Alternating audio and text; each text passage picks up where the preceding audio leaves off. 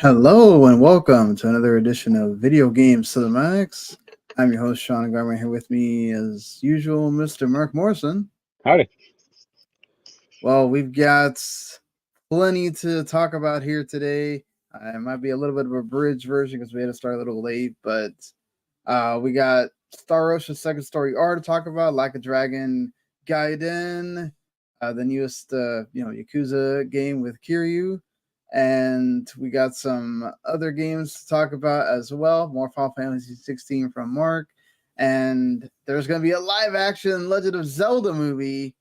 Some other disappointing news concerning, layoffs, Unity having some really bad news going on, BlizzCon 2023, and a lot more to discuss here. So let's go ahead and get started with that right after this.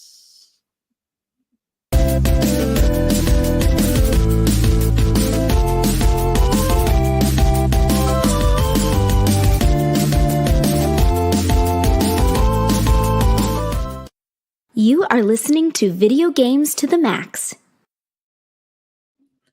All right, so, just in case, let's go ahead and get this housekeeping out of the way here. We do appreciate you listening, whether it's your first time listening or you've listened to us for a while. You can always either watch live right now around the 12:30, 1 o'clock-ish time on Thursday or Friday. Most of the time it's been Fridays. That you can do that on W2 Network YouTube channel, which if you go subscribe, you get to ring the bell, and anytime we do a show, it is there. Also on the Twitch channel, W2 Network, Facebook, we have it Facebook as well, W2 Network. And if you subscribe on the YouTube channel, not only do you get what we do here, we get the other great stuff that's part of the channel, which is especially the Radlets Broadcasting folks. They will be having that Marvel's review Monday night to Tuesday morning. So get ready for that. They always kind of keep up with what's going on in movies and TV pretty steadily. So anything that's come out recently, especially on the movie side, they put us have a review right after. So want to subscribe for that. Tactica does the same thing with anime as well. They just did a big Attack on Titan series kind of wrap up and all that, since the finale just aired over the the last weekend. Pretty amazing finale, I'd say, on myself. And well, I think that's pretty much it as far as the plugs go.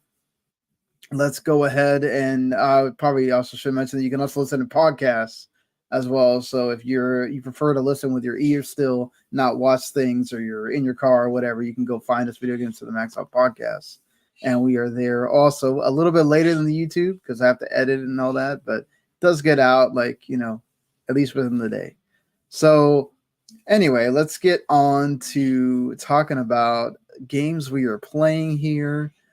You had been kind of talking to me, mostly joking about things of Final Fantasy 16, but you have gotten farther in the game. Any different thoughts or anything changed since when we talked before?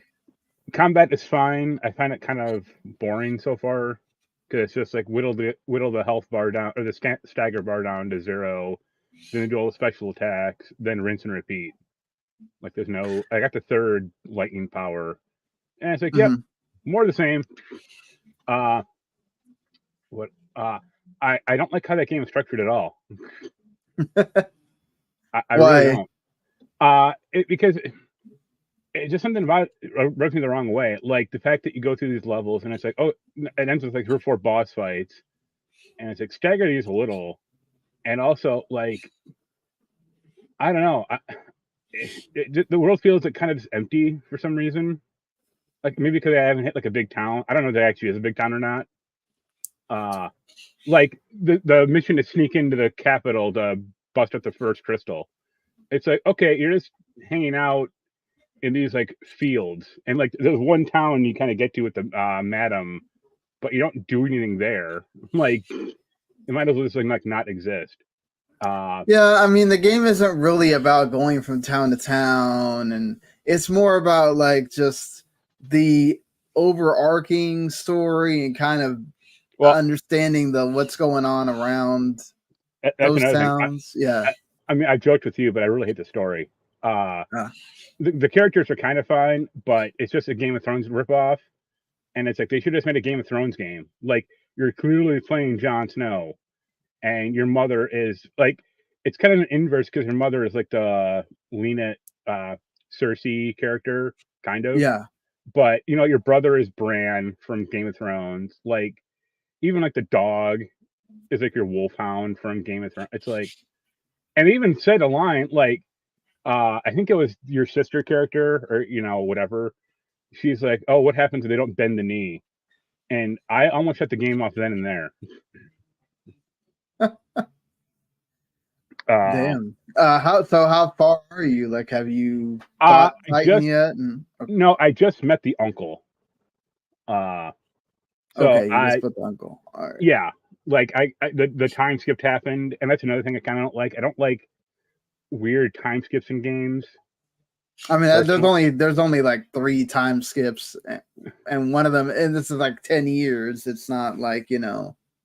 Well, there's the first one from like when he was like a young prince to like basically when the game opens up, and then there's like another one after that from like after that person dies, let's say.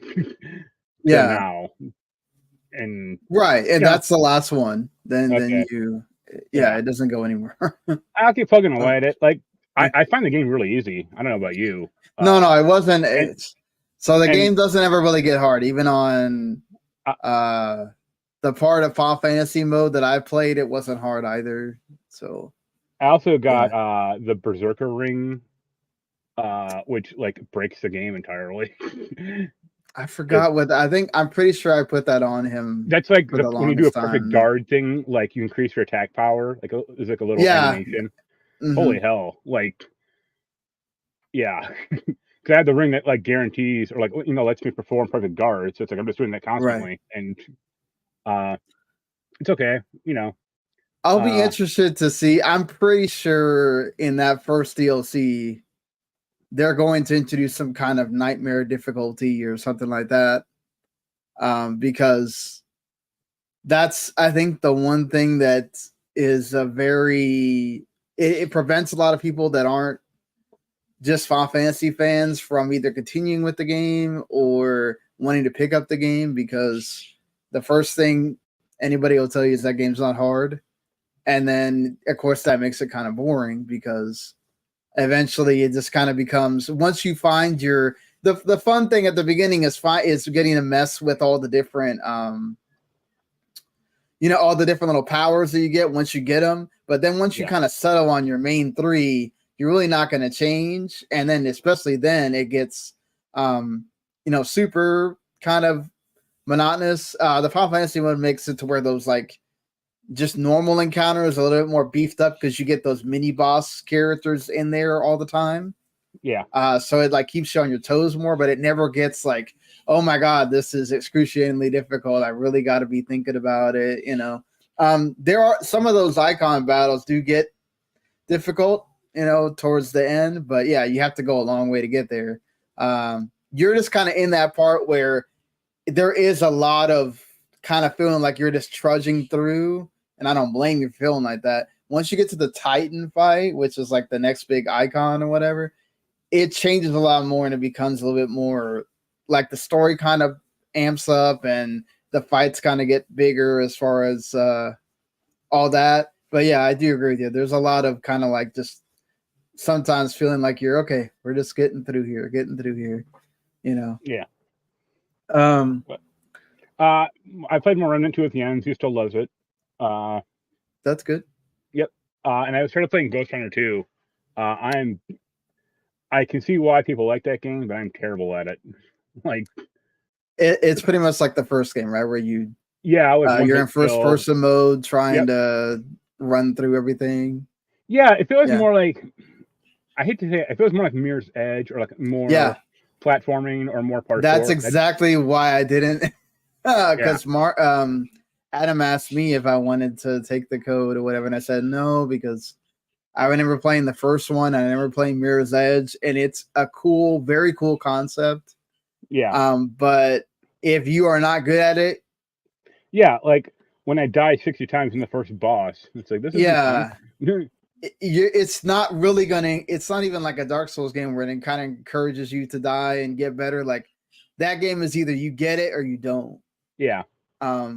So yeah, I knew And it wasn't going to work for me, and interesting that yeah, kind of the same. I haven't played him yet. I got to play him before the end of the year, but I got picked up Armored Core 6, Oh, you did? Hogwarts, and Metal Gear Solid, the collection. Oh, okay. Interested to hear your thoughts on those. Oh yeah. Go ahead. Yeah. No, I was going to say I also went to that retro game show last weekend. A lot of fun. How was that? Good. I met a lot of friends or met a lot of acquaintances there that I knew or newer on the scene.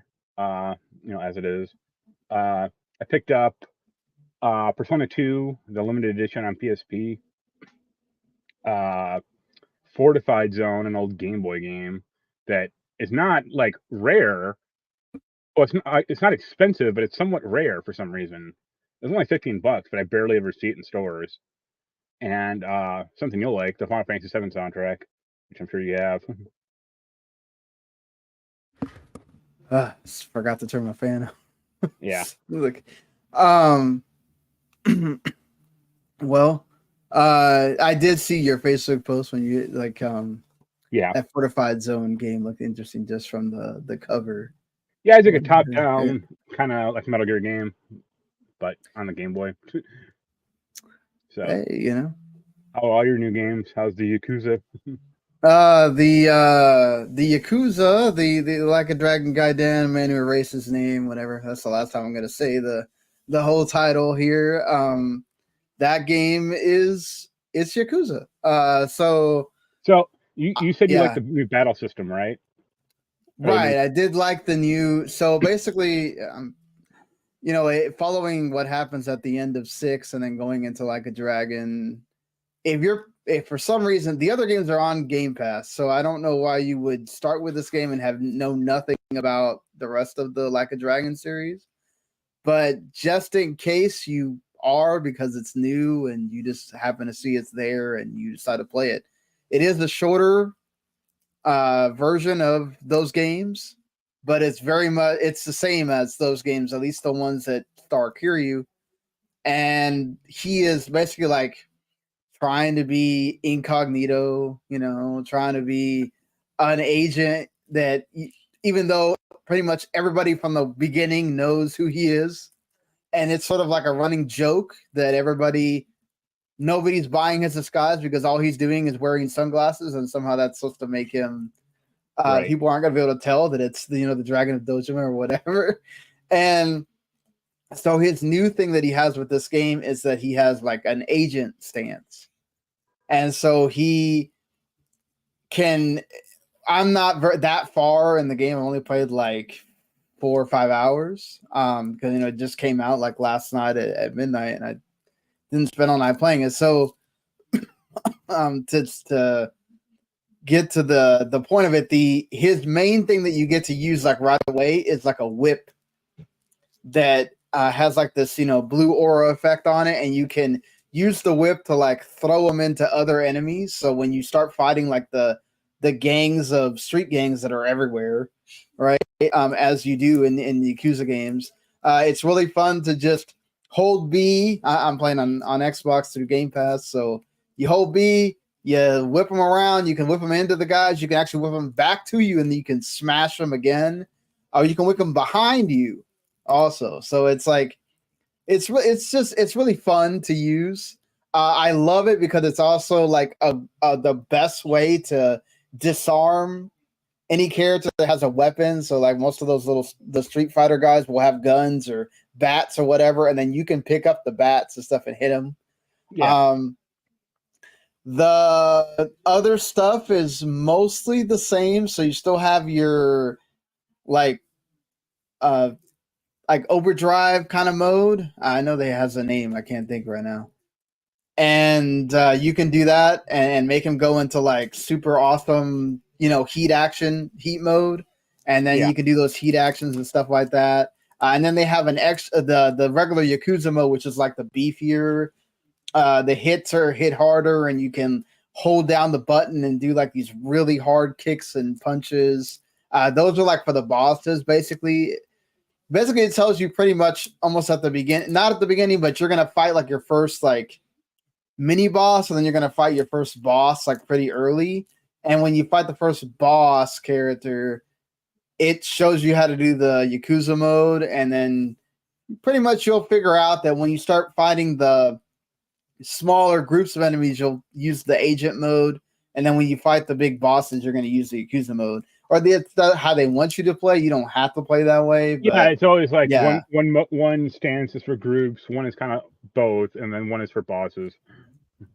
Yeah, I mean, and it's fun. Like you can the other, I guess change from, there might be some of these games, I know they change from how they do certain things, but there's no XP in this game. So it's all based on money. That was Yakuza 0. Okay, so that's probably why they changed it, because it was in Yakuza here. So basically, it's a lot easier. So if you're coming from the side of playing like a Dragon Gaiden or like a Dragon, or you played like Yakuza 0, then you're probably going to be good here. But if you're coming from playing the other games, it's a little bit different. So basically, it's going to be really easy for you to get everything you want. Yeah. Because you get money extremely easy by just beating up tons of the, like literally, yep. I'm in the first part of the game. As soon as you destroy a pack of enemies, another pack comes up like behind you, or literally right where you're standing sometimes almost, or whatever. And if you just go back and forth killing them, you're going to get like 100,000. Yeah. So quick. You can literally buy everything in that the first little store that's there within minutes. So Yakuza 0 had these special enemies called Mr. Shakedown, and these were like special big enemies that would like basically like rob you. Is there anything like that? Anything like that in this one?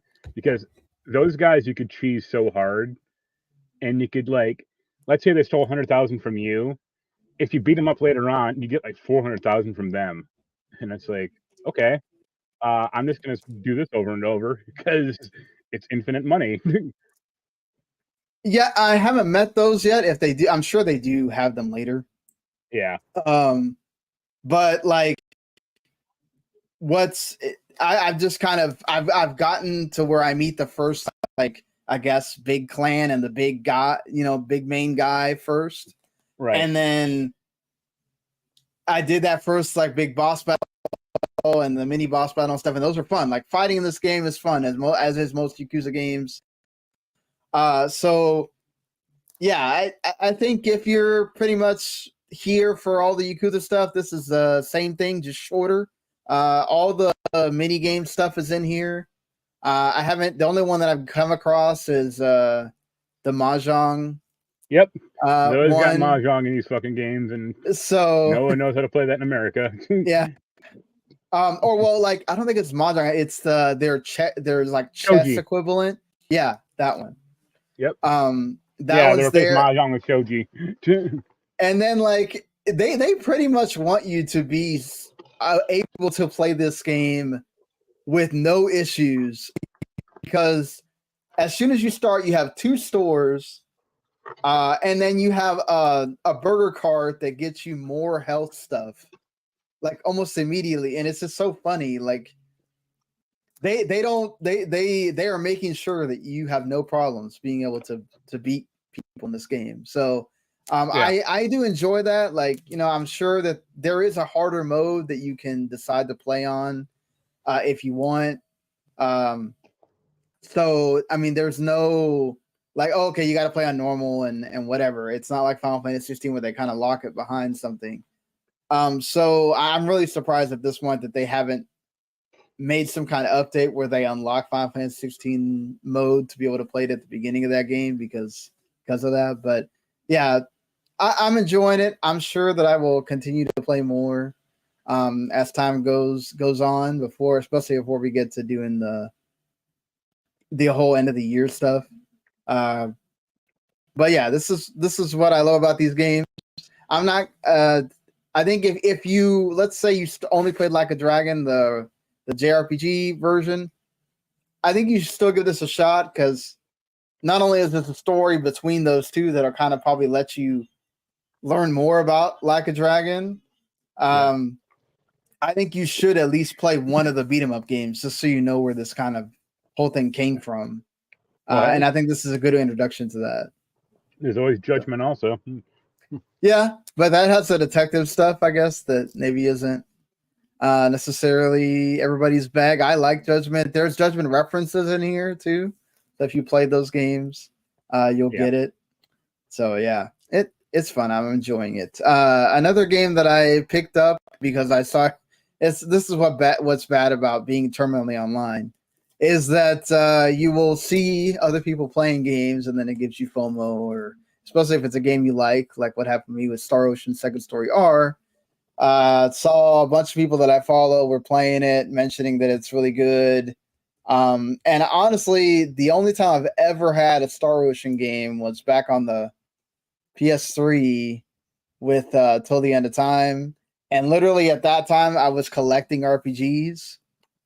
So I would go into a GameStop, see an RPG, do research on it. Is it a good game? Okay, I'd buy it. And then a lot of times I wouldn't play it because I had more games than I could play, as what happens with your backlog.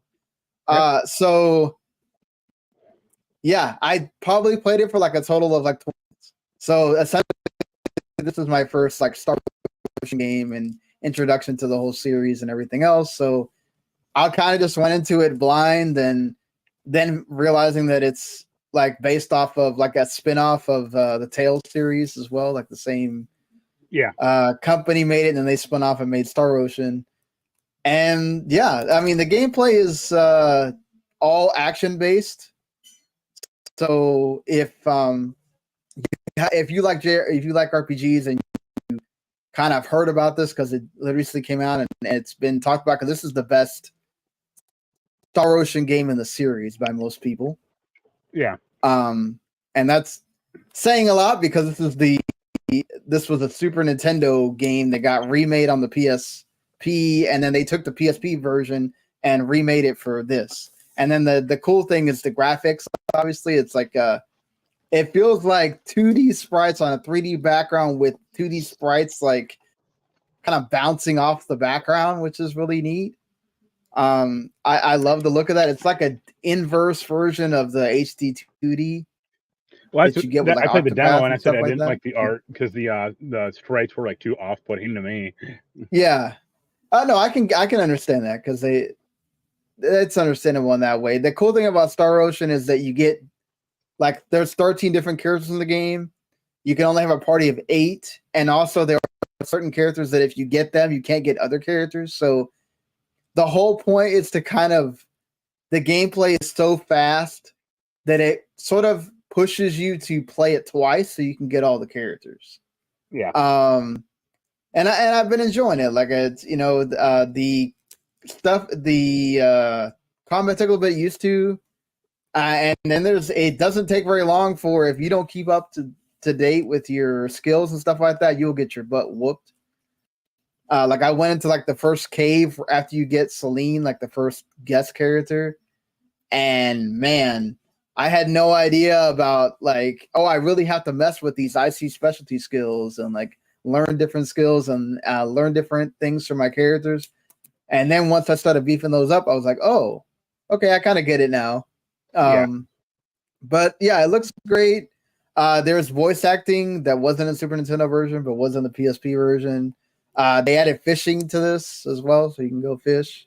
And it does help you get different things. That's what every JRPG needs. That's a requirement. Exactly. That's the thing. We got to add fishing to every RPG. Yeah, and it's they have the special thing with this. It's sort of kind of like in Tales. You know how Tales has those skits that they do. This has path actions, which is similar.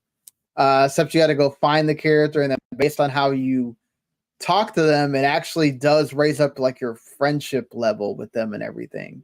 So it's sort of like Persona in a way. You can actually improve the characters, how they interact with you and their relationship. Yeah, they're with relationships. Yep. Yeah.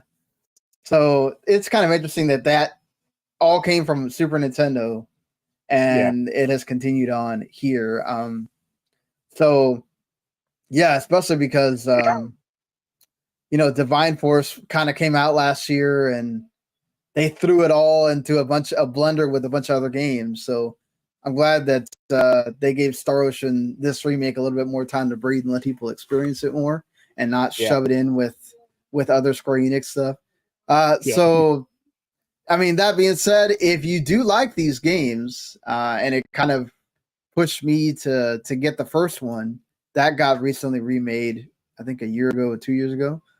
And if you go on the PlayStation Store, all of the games are on sale right now. And every game, well, except for this one, obviously, but the first one, third and fourth, and fifth are like on sale for $6 to $8. And then Divine Force on sale for 50% off, like 30. So if you like these games, you can get them all pretty at a pretty cheap price. And they're all well worth getting, I think, except for that last one before Divine Force. That one's supposed to be apparently bad. But yeah, I've been enjoying this, and I know I've seen a lot of people already beat the game. I've been enjoying it a lot too. So we'll see where it sticks up at the end of the year when we're doing our top 10s and stuff. But I'm really liking it so far. Cool. So yeah, that's it pretty much for me playing games here. I did play a little bit more Alan Wake, and that game is still great. Getting to play more of the Alan Wake section is so much like different than playing Saga section, and getting to deal with the shadows more, and like that game seriously has you think you're good, and then all of a sudden one of the shadows is not like something you can just push away with your flashlight. And I had one that just, okay, he's not going away, and all of a sudden he does this like takedown on me, and I'm like, oh, holy shit. I'm like, okay, now I gotta actually go try to kill him and stuff. And yeah, it's not just it is a bit more walking simish with Alan than with Saga, but there's definitely parts where you're gonna get freaked out. And credit to them for making one of the craziest looking death screens you'll ever see. And it's very unnerving, even though there was a part where I died like 3 or 4 times, because it took me a while to get used to, like, okay, I'm going to have to use one of these flares here because there's too many of these shadow enemies. And I died 3 or 4 times, and I saw the death screen. I was like, holy crap, that is a lot to do for one death screen there. But okay. It almost feels like it's worth dying once just to see it if you die as Alan. Yeah, it's fantastic. I love the way they told the story in this game, and I'll keep playing it. Hopefully, I will finish it soon. Don't know how far I'm going to get with Mario RPG coming out next week, but we'll see. So, that being said, let's get on to talking about the news here. The biggest thing is that there is a Legend of Zelda live action movie happening. It kind of came out of nowhere, but there'd been rumors about it for a while. Remember that live action Netflix Zelda? It was rumored a few years ago that they killed because it got leaked or whatever, supposedly. The interesting part here is that they are co-producing it with Sony and the Avi Arad Productions. If you look up his history, he doesn't have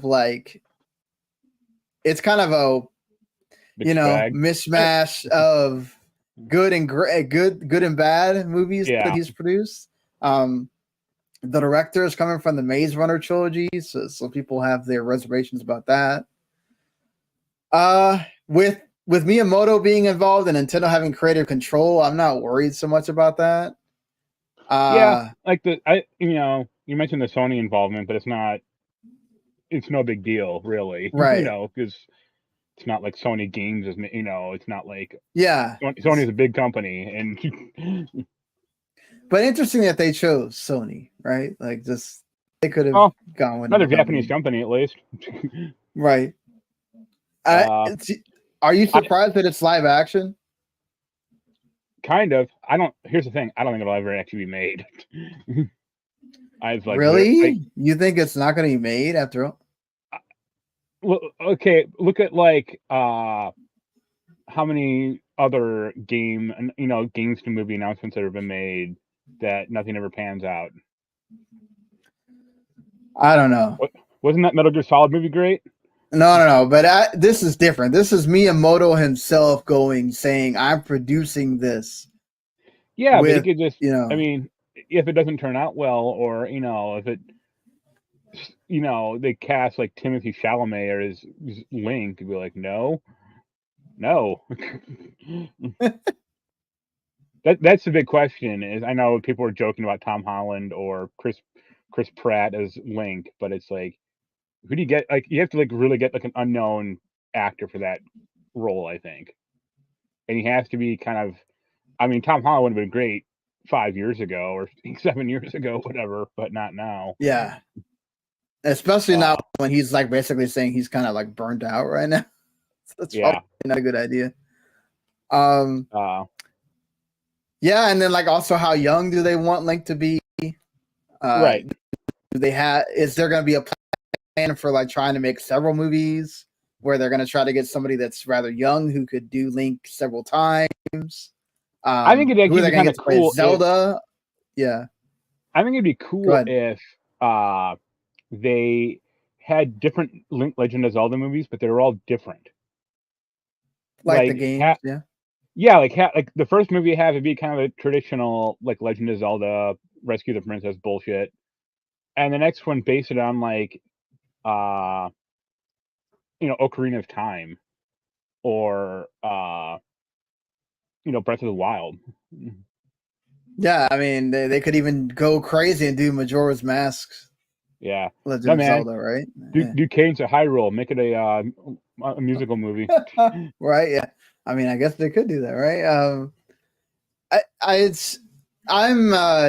kind of was thinking they would do like an animated Legend of Zelda. Yeah, that's what you expect. Yeah. I mean, I would say the three best franchises Nintendo has to like do that stuff is Mario, obviously, Zelda.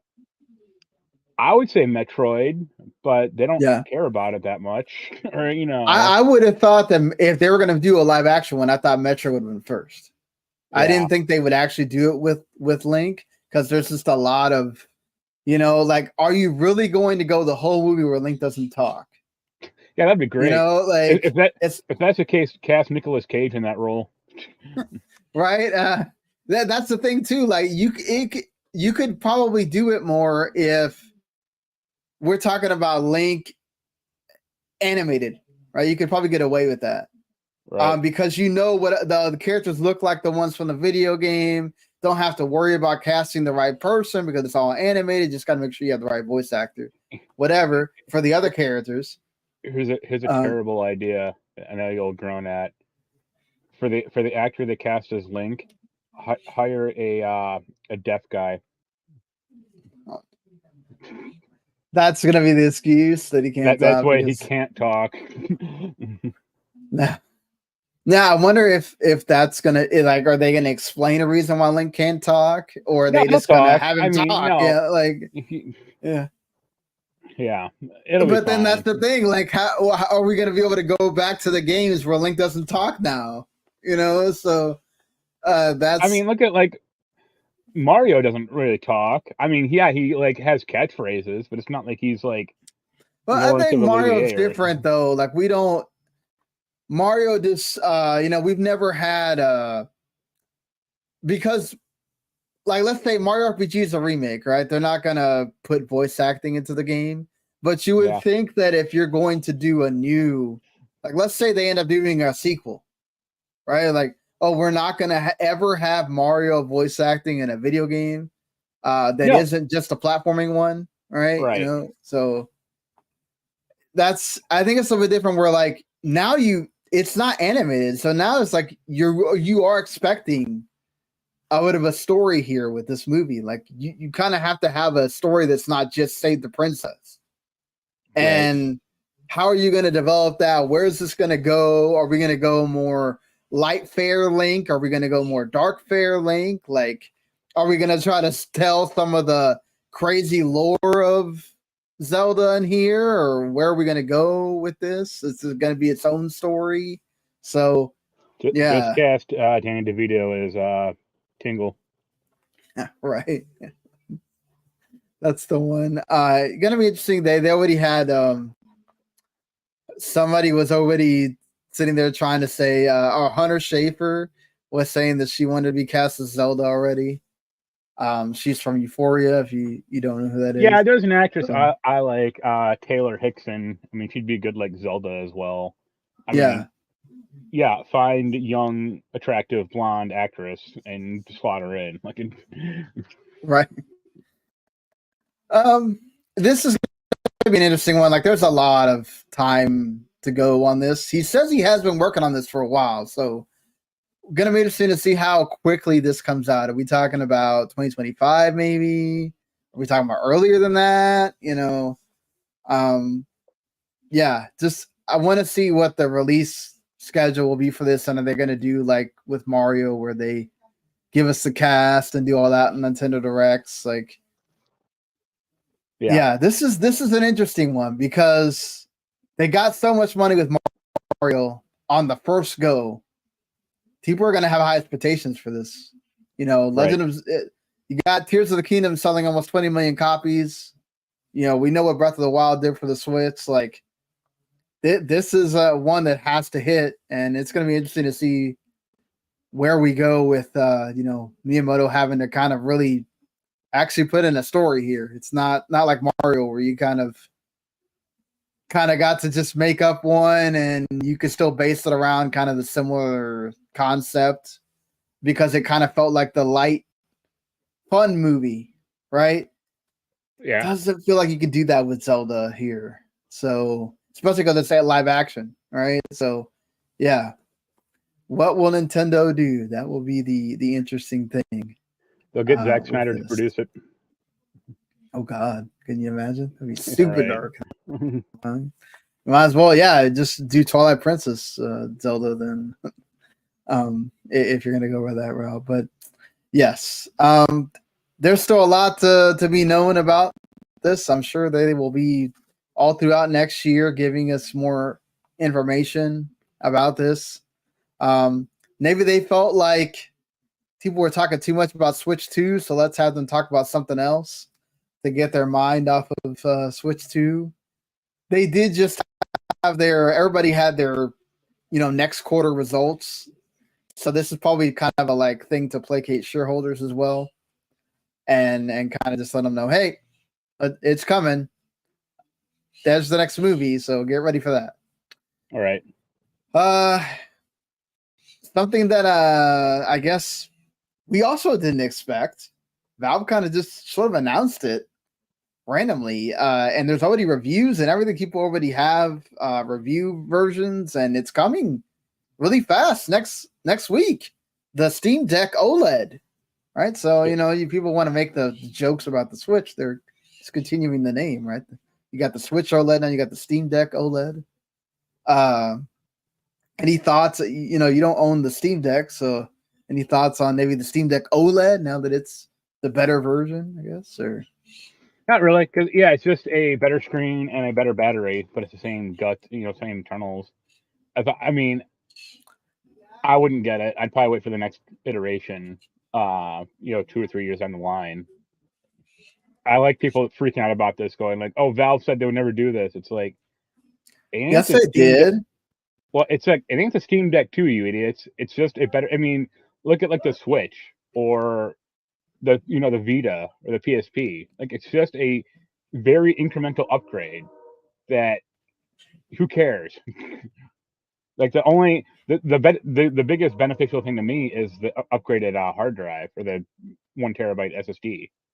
Like, that's cool, but that's about it. Yeah, I mean, obviously and it's a little bit bigger screen, and having the OLED where the colors can pop off and everything is really good. I mean, it's good to have a better version of something that people are already kind of, didn't know which one to get, and it's coming fast, and you can wait. You can wait. If you want for the eventual Steam Deck 2 in a couple of years. But I do like their strategy of we're not just putting these out to put these out. We're waiting until there's an actual improvement in the specs that we can put into the system before we're going to make another one. We're just making the best version of this that we can possibly make. And yeah, let's see how it goes. It seems like a lot more things are streamlined now. So like when the first one came out, there was the issues with, a lot of Steam games didn't work. You had the clunky thing of having to install Windows on it. I mean, you still have to do that for many games or whatever, but it's a lot easier process. Some people have been there with it now. So Right. yeah, it is if you want to get the 1 terabyte, it is $100 more expensive. So it's like $649, and then you can get the 512 for $549. So you can always get an SSD card as well if you want to just get the cheap version and then get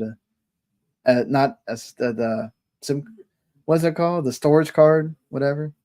The Xbox one, yeah, not that one. For the Steam Deck, but yeah.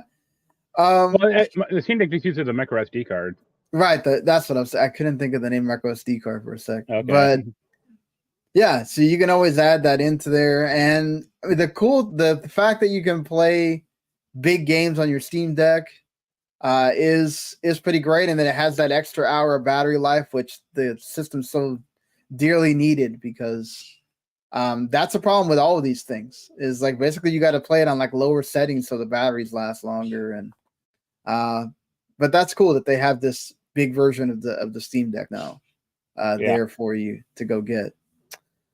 So, we go from good announcements to bad announcements here, and one that was sort of expected, because all that's happened to Unity after the John Riccitiello news and then subsequent backing out of a lot of that whole thing that they did of trying to make the game, the game developers pay more, and then John Riccitiello stepped down, and yeah, they basically killed trust everywhere, as I think we've said several times.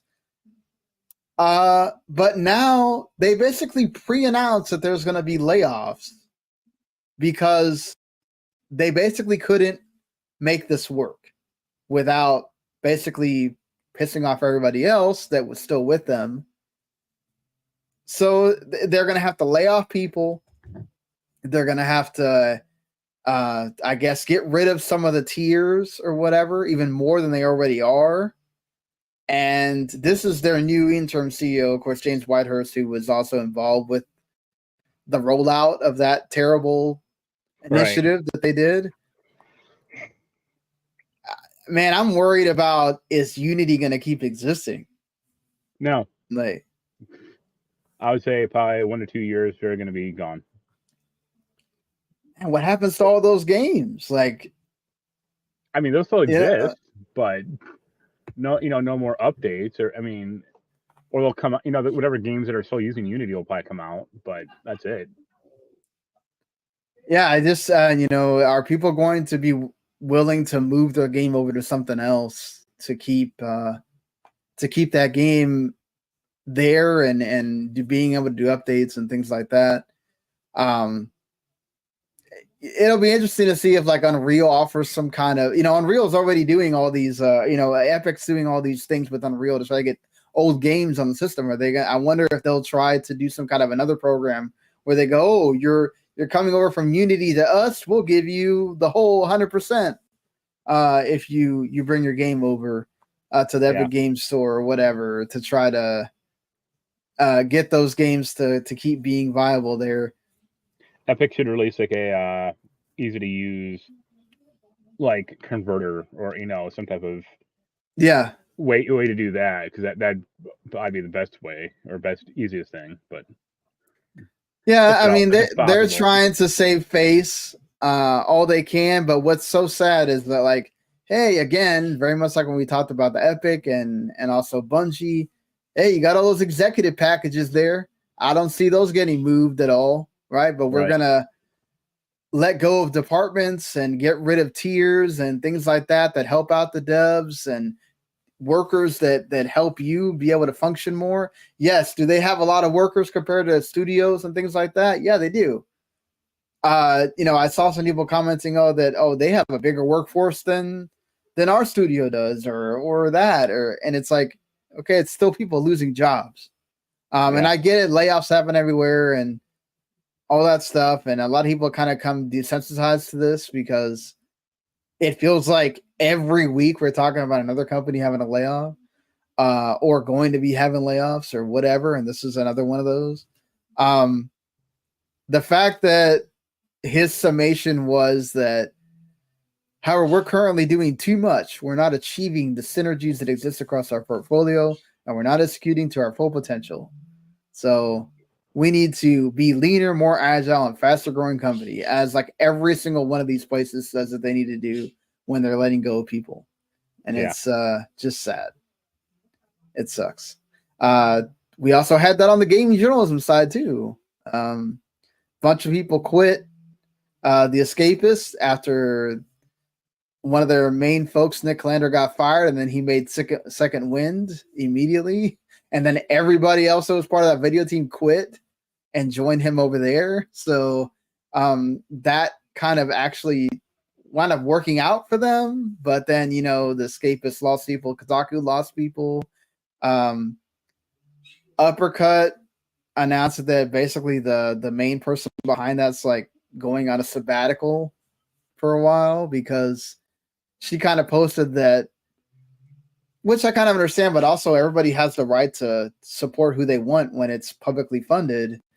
She was kind of upset that, these smaller sites that have been around a long time don't get any funding, but then you have people like a bunch of former Kotaku writers also started their own site, Aftermath, that kind of looks like a Defector or something like that, and they got a bunch of funding, and so did the Second Wind people, and she was very upset that that you got all these other people like Into the Spine and them and a few others that don't get funded as much because they don't have some big personality over there, even though perhaps they're doing better work or whatnot. But I understand they've been around a long time, and then to kind of see that happen, it kind of deflates you. It's all very deflating as far as that stuff happening, and it sucks to see, whether it's on the journalism side, the dev side, the publishing side, whatever. It feels like there's that undercurrent of, it doesn't matter how many great game releases we've had. We could talk about at some point, like, does 2023 stack up with all these other great, how far does it stack up with all these other great years in gaming? And there's that undercurrent of just like layoffs everywhere. It sucks. But we were talking about Epic Games Store. It's cool that I have you on here, because the last time that we talked about something that had to do with Epic, it was Randy, and he's not as big on this as you are. You're not big on Epic having their own launcher. Don't like it. They're not profitable after 5 years. So, what are you gonna say? You're right then? Yes, I already did my dance.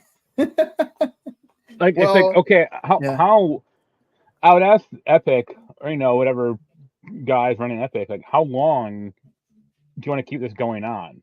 Or what's, is it like, oh, by year 10 we're gonna be profitable, but by year 100 we're gonna be profitable? Like, or at what point you just give it, throw in the towel? Yeah, I do wonder. I mean, it is nice that they're offering all these. Obviously, they're trying to get content, they're trying to get games, they're trying to get people to go to their store.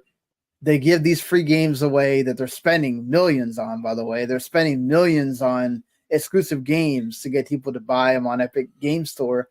And the thing is that they don't realize, if people wait for PlayStation games to go on PC, and people wait for things that are, let's say, exclusive to console to show up on Steam, they're going to wait the same thing from Epic Games to Steam to have them on Steam. So, I mean, the only game I don't foresee ever hitting Steam, at least currently, is Alan Wake 2, because Epic published it. Yeah.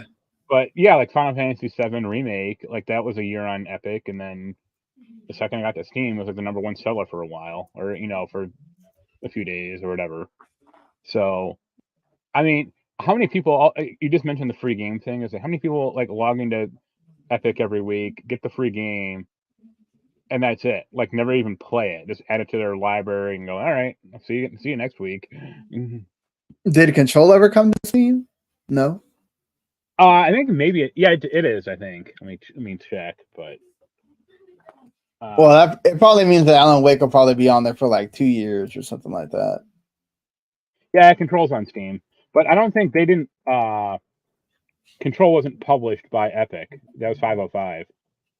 Yeah, they just had an exclusivity agreement or whatever. So I really foresee Alan Wake 2 never hitting Steam, or maybe it does, like way down the line. But I'm sure. Yeah, way down the line. Yeah. Keep it on Epic as much as possible, but it's like that's as you've just pointed out, a smaller marketplace. So, good luck.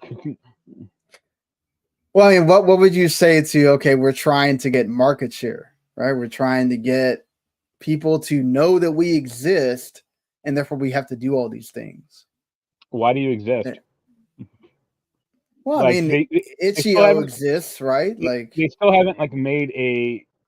Well, there's two problems. One, they still haven't made a great case for why their system or their launcher is better. Because they're even 5 years out of the gate, they still don't have a lot of the features that Steam has. Right. And B, aside from the profit sharing aspect of Steam, which is in line with every other goddamn storefront, and they just seem to hate it. What's bad about Steam? They get to make a case on either end. It's the only thing they have going for them is the free game stuff. Right. But that's and that they keep doing things to give developers more money back, which is good. But again, the whole point is a lot of people won't do that because they know Steam is so big. Yeah, it's okay, you might get you're crucifying yourself to be you're hurting yourself financially to be able to get the money that you'll get for making the game on Epic Store, but then it doesn't release on Steam, so you have all these PC players that won't buy it. Yeah, that's exactly my point. Is I like to see the revenue share of Final Fantasy VII Remake, when it was on Epic, how many people bought it then, and how much money did it get from Epic to get it on there in the first place for the exclusivity deal versus how much revenue did they make from the Steam from them putting it on Steam? Because I'm sure the Steam one is a bigger number, and it's I'm sure to Square they're well, we got paid on both ends, so hey, good on us. But a lot of companies don't have that type of cachet or that type of game. So I just don't see the point of I understand the point of okay, you want to do free games, okay, whatever. You want to do giving the game devs bigger revenue share. I don't understand the whole excuse. They should have known by now, right? By now, we shouldn't really be trying to buy exclusive games anymore because it's already shown to you that it's pointless. You're wasting money. Before you're letting people go and laying off workers. Why don't you look at your internal structure and go, oh, where can we cut? Oh, we can cut paying out the wazoo for exclusive games because we don't need that, right? Yeah. It's not going to make people come to our store. What is going to make people come to our store is, like you said, the quality of life stuff, right? The biggest complaint I see online every time somebody mentions this is that the quality of life stuff that is there, that obviously Steam has all the years of experience and all that, but it's crazy that Epic hasn't, like they do with Fortnite, right? Epic goes and takes stuff to Fortnite. They just steal shit left and right. So it's okay. But why not do that for your store? Right. It's crazy to me. I don't get that. It's just why? I mean, this isn't Xbox with Game Pass or PlayStation with PlayStation Plus where, okay, we're going to put our game exclusive here, but there's an actual point to it. You're paying a monthly fee to get that game, be able to play it. You could finish it. And then if you want to buy it later, cool. If you don't, you played it, you beat it already. That's not the same with Epic, because you're having to buy the game on that store, and then that might be like one of 20 games that you have on that store, and then you have to remember that you have to launch that game. I mean, it's not the biggest deal in the world, but I get it. Like, I get your point of you want your library all on one thing, right? And when there's just something so much better on the other side, it's hard for people to want to come over here and start doing that here. We'll have to. I would imagine with all the things that they got going on to try to get people to come over there, this will continue. But like you said, it's going to be interesting to see how much longer does Epic just keep letting this be a lost leader, where you don't really see where they could actually gain traction unless they just do something so completely different than Steam that gets people's attention. And I don't know what that's going to be. Right. Speaking of, we don't know when something's coming out. Mass Effect. The next Mass Effect is apparently not coming until 2029 or later, according to Jeff Grubb of Giant Bomb and GameSpot. This is basically based off of the fact that they are still working on Dragon Age Dreadwolf, the BioWare folks, and that still hasn't come out. We still don't know if that's coming out next year either. And if you look at that and then do the math for Mass Effect 5, whatever this is going to be called, that's a long time. I mean, BioWare has not had the greatest track record, especially the last generation, let's say. And they're also not exactly a speedy developer. Right, they're not. So, we'll see if it happens. But yeah, like Dreadwolf doesn't even have like a release date yet, let alone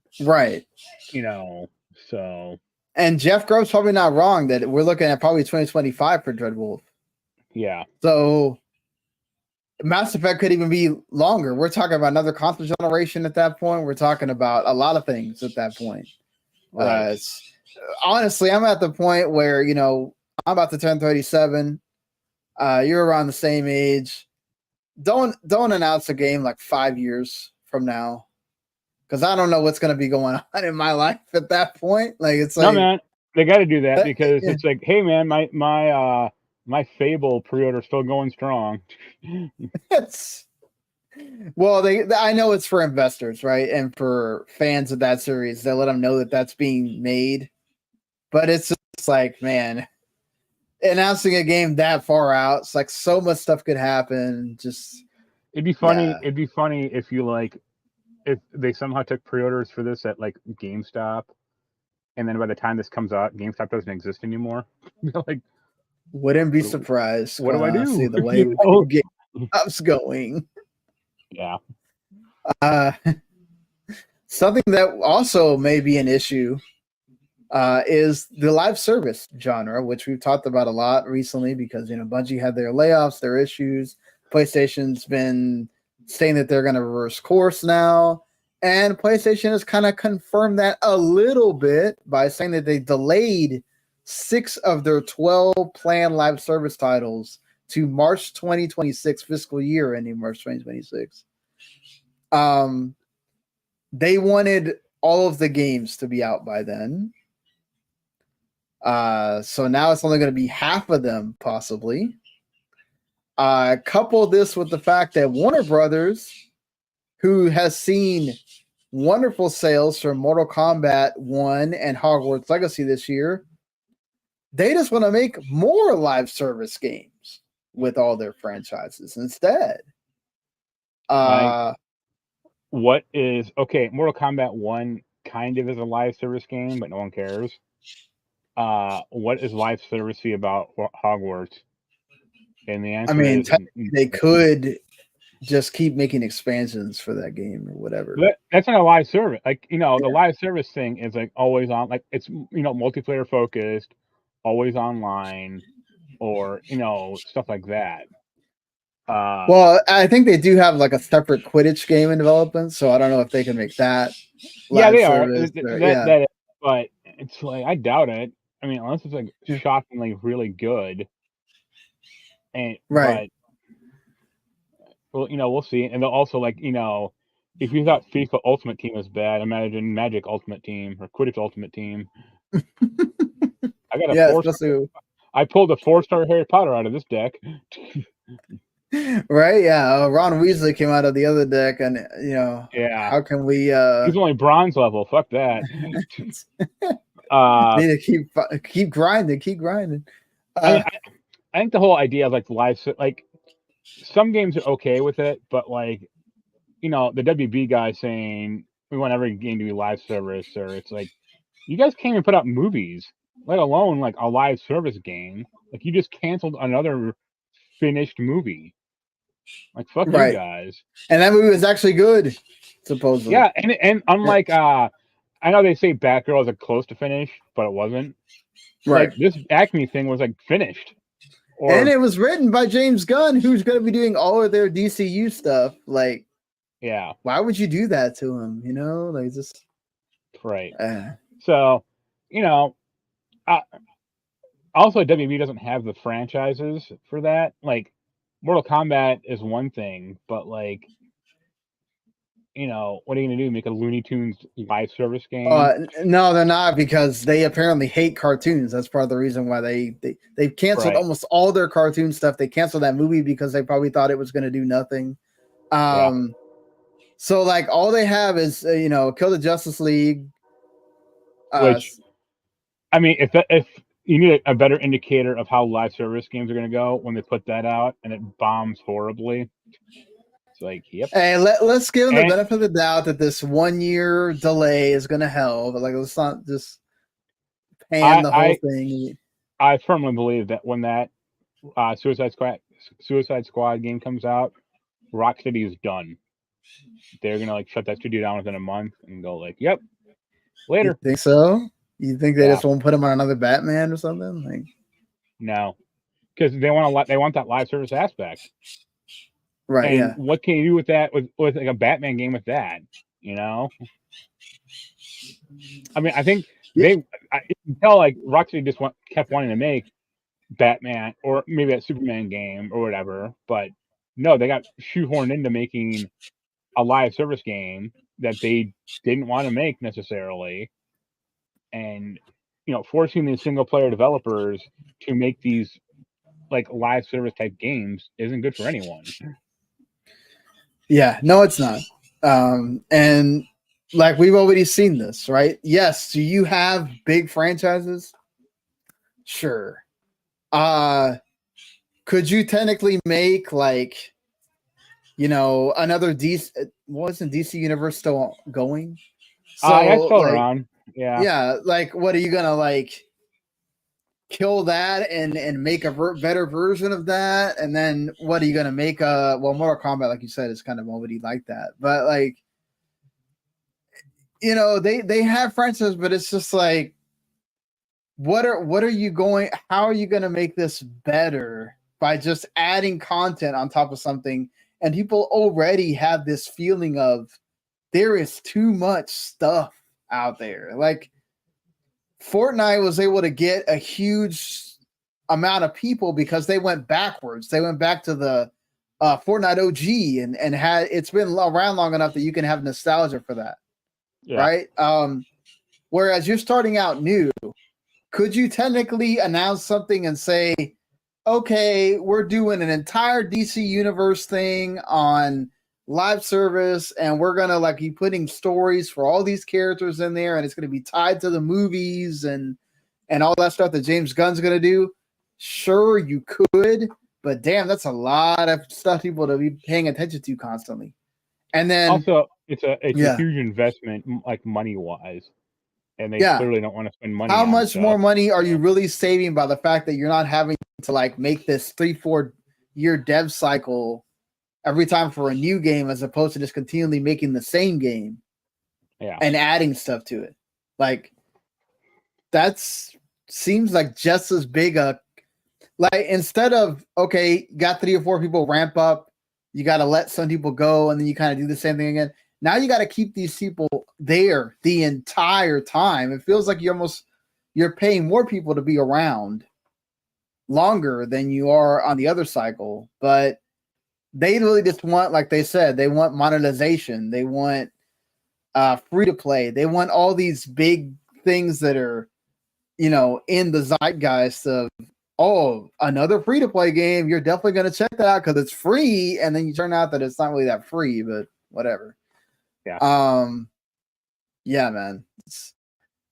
It seems like Sony is learning, and then you have a company like Warner Brothers just is like, oh, you know what? Forget it. We're just going to go the other way around. Like, yeah. I don't know. Speaking of layoffs and stuff, I don't think you mentioned this in the doc, but the Embracer thing with Free Radical. Yes. What a mess. But yeah, that studio was restarted 2 years ago. The game is progressing well. It actually is supposed to be a good game. According here's to the thing. I'm of two minds. Like on the face of it, it's a shame. But if you look at it from Embracer's point of view, it's like, well, how far along was this game? Was it 95% done or 35% done? And also, how many of these are we going to sell? Right. Because outside of boomers like us, or that people who grew up with like fucking playing GoldenEye, like you think like a 14-year-old is going to go Timesplitters, let's play that. Like, Epic couldn't even get Unreal Tournament to sell, and that's a franchise with a way bigger cachet than. Well, and they were already saying that they had to add some kind of Fortnite aspect to Timesplitters to kind of make it even possibly palatable to all the people, right? The younger. Yeah, just making like a deathmatch game, with all the weird Timesplitters weapons. It's like no one cares. So yeah, that wouldn't be fun. It's a shame, on the face, like I said, a shame that people might be getting laid off. But when they announced Timesplitters, the internet would exploded. But it's like, yeah, the internet of people aged like us. Yeah, maybe 5 years younger. But unless you grew up with the PS2, like, forget it. Yeah, I mean that's the thing. Sometimes we have to I always like to put in a perspective that when we talk about the internet blowing up about something, it's really just the gaming gaming media, gaming journalism, and then gaming like Twitter people. And most of the time, the outside casual gamer has only the people that only play a couple games a year or whatever, they don't know or care until you let them know that there's a Mario movie coming out, or they see the commercial, or they see this for it, or whatever, so that's the thing. It's like, okay, Timesplitters was a great idea because the original creators were coming back into that studio and everything. Like, it was such a cool thing to see happening, and we were happy because it was the good thing about Embracer, right? You're letting these like AA studios happen again and all that stuff, and then all of a sudden they have one failed payment, and then all of these different studios are having to suffer because of it. Yeah. And it sucks. It sucks to see because Embracer got too big too fast, and now everything is crumbling around them, it feels like. And it's like, have we even heard of anybody wanting to, what's going to happen to Gearbox? Because supposedly there was people interested, but it's like, we've heard nothing. Yeah. Oh, hey, here's another suitor for Gearbox. Here's somebody else that wants them. I don't know. I hope we don't hear that the next studio that goes down is them, and then that's it. That's it for them, because they're also a publisher, and that hurts a lot of other games. Yeah, as well. So, yeah, BlizzCon happens. Kind of pretty much like as soon as we did the podcast, like last time. So, the big announcements were that World of Warcraft is going to have its own like 3 series expansion and follow like a big story arc throughout them, and they're all going to come out in sequential years. Your words were, that's ambitious, but like, what do you think about it feels like Chris Metzen coming back means that we're trying to follow something coherent again. Are you excited or? I mean, Metzen being back is probably a good thing because he was kind of one of the big architects of that franchise. I don't know. I'll probably get the expansion because I'll probably be the one to review it because no one else cares. Right. I'll be back. I'll be eager to play more World of Warcraft.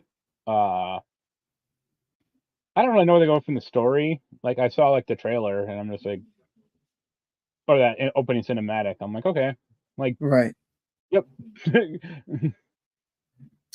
So, I think at 3. I mean, it depends if they can really hit their goals or like the stated release schedule, because they aren't great with that, or at least they weren't. Like look at StarCraft 2. Yeah. So, yeah, we'll see. Do you think that? Sorry. No, do you think that having this freedom for Microsoft's going to help them with that? They're going to be more like an independent studio now, according to Phil and such. They're probably in a lot better financial position at the moment, because I know they had some issues with that.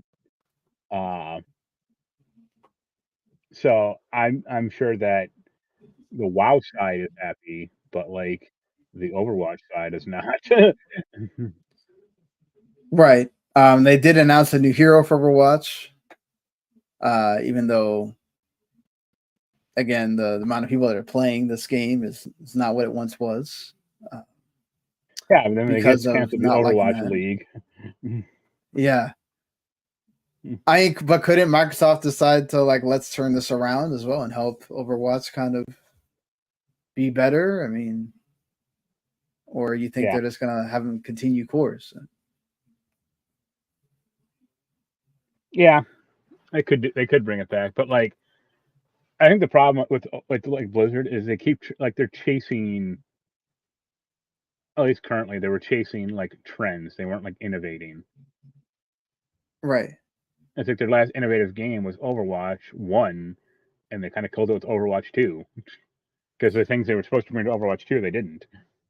And that's what I'm hoping with them being under Microsoft, is that they'll let them do things that they wouldn't be able to do under Activision, because Activision's too worried about, we got to have this box to sell. We got to have this next thing to make people keep spending. I mean, obviously Microsoft wants to make money. It's just no duh about that. But it's like Microsoft is also willing to wait for them to have something special. Right. And not just try to rush out the next thing. Like what we saw with, Modern Warfare 3.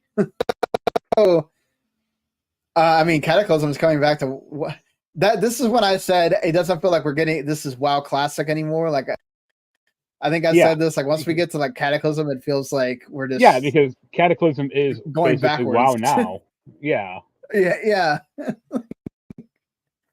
So I really don't know how they do that. Like, if it's like, because I haven't played it since they started introducing that stuff. But if it's like, I just want to play WoW original, can I do that? Or I want to play WoW Burning Crusade. Or if they're just kind of keeping it up, like, no, you have to play the latest one, Cataclysm, or that's it. I think not. I think it is kind of like tailored that you do it at whatever pace it is, because at some point they're going to get to, okay, after Cataclysm, isn't it the Panda one or whatever? Pandaria, like, so you're really getting into, okay, this is just now. So what's special about it? It feels like they're just adding those things to give you the next thing to play in the WoW Classic world. Yeah. And you can do that at your own pace. Yeah. The one great thing about WoW Classic is WoW Classic Hardcore, because that's a mode where, like, if you die, you die. You can't resurrect. Right. And I love watching. Okay. I love watching Asmongold on YouTube making fun of these people like dying for dumbass reasons, or they're like modern players and they don't know how to play old WoW, with some of its like weird idiosyncrasies and stuff. So yeah, I just like laughs at people constantly. Well, there's the new expansion for Hearthstone coming out and like this week. So yeah, and they're gonna have catch up a catch-up pack as well for people that haven't played in a while. So that's decent. And there's that Warcraft Rumble game that also came out. So Yeah, they came out and people aren't happy. yeah. So I mean, at least things are progressing for BlizzCon. Diablo 2's got the first DLC got announced or whatever. So or Diablo 4, I'm sorry. Yeah. Diablo 2, like Diablo 4 Season 2, and then also the DLC. So, yeah, that's all good. That's good that Blizzard's got its stuff going. It felt like there was a lot more hype and excitement around BlizzCon this year. Obviously, it has to do a little bit with the Microsoft purchase and wanting to see if they make any announcements. But that'll probably come more next year as far as like any kind of retro stuff if they are going to bring that to Game Pass or whatever they're going to do there. Yep. But, yeah, so I have to start working in like 15 minutes, so I'm gonna have to cut it there. So as far as like stuff that is coming out in this next week, obviously I already mentioned that Mario RPG, the remake, is coming Friday. So when we do the show next week, I'll be talking about Mario RPG. Hopefully you as well. We'll be I probably won't get it for a while. Okay. Up in their games. Okay, that's fine. I'm surprised you didn't get the Talos Principle too.